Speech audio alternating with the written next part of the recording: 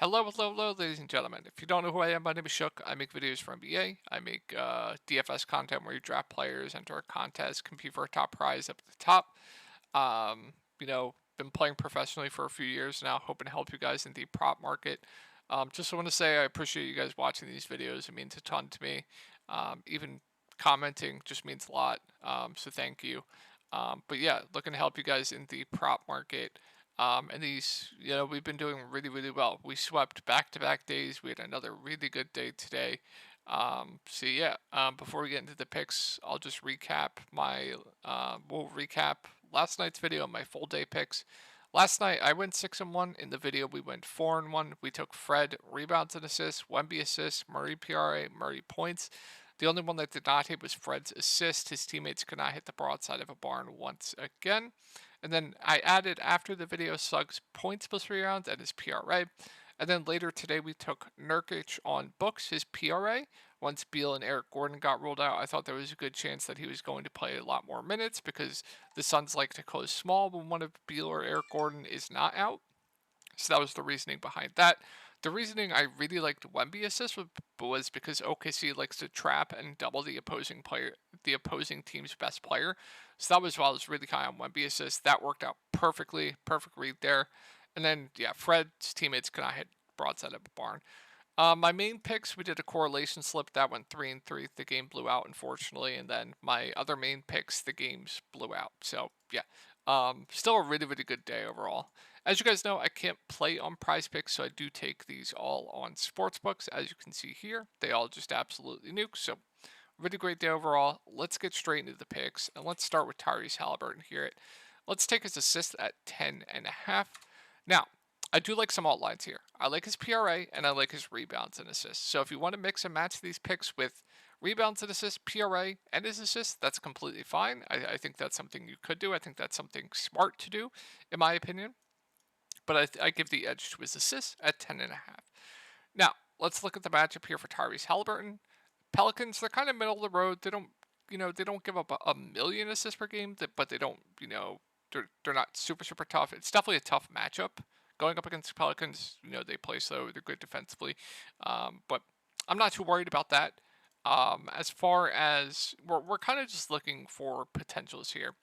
And let's go over Halliburton's potentials. And this is the main reason why we take assist props. Outside of like schemes and what happened with Wemby, and why I liked Wemby last night. So Halliburton on the year is averaging 19.2 potential assists. And this is not going to be a correct stat here for Haliburton because his minutes for the past a month or so have been weighted down due to the hamstring injury. So his potentials have been a bit down of late because of the minutes that he's playing. His minutes have slowly been ticking up of late. So let's go to, last 10 games where he's been dealing with the hamstring injury. He is averaging 15.7 potential assists when most of these games he's been playing low 20s minutes, right?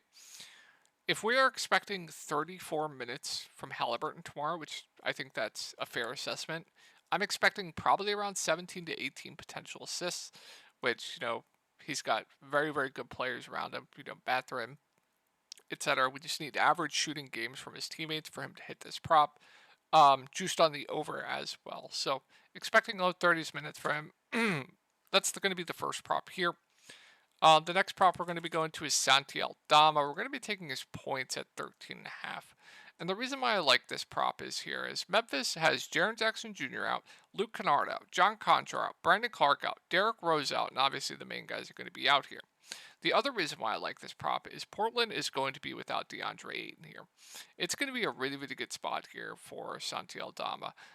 As far as minutes go for him, he should have his minutes really, really secure in this spot. They're going to be pretty thin here. The main guys getting run here are going to be Vince, Santi Aldama, Jordan Goodwin, Zaire Williams. You're probably going to see a bit of Lamar Stevens, Laravia a bit, and that's really it. They're going to have to run a pretty tight rotation here. So I'm expecting Aldama to play huge minutes in a completely different matchup without Ayton. As far as shot attempts go, I'm probably expecting somewhere close to 10, which is decent. Last game, he played huge minutes up against the Minnesota Timberwolves. Completely different matchup here. Should be a ton of usage to go around with this team as well. So yeah, this is juiced on the over as well. I just like the spot. Minutes should be uptick. Usage should be an uptick. So that's going to be the second prop there. And the last prop that we're going to be going to is, and I'm forgetting it for some odd reason. What the hell was I going to give? Oh, it's going to be Zion Williamson. We're going to be taking his rebounds at 5.5. The reason I like this prop, first off, it is juiced on the over. If we go to rankings, let's just take a look at power forwards up against the Pacers. Decent. Pacers are decent at giving up opposing rebounds to opposing power forwards. But there's also a little tidbit in here that I think is intriguing.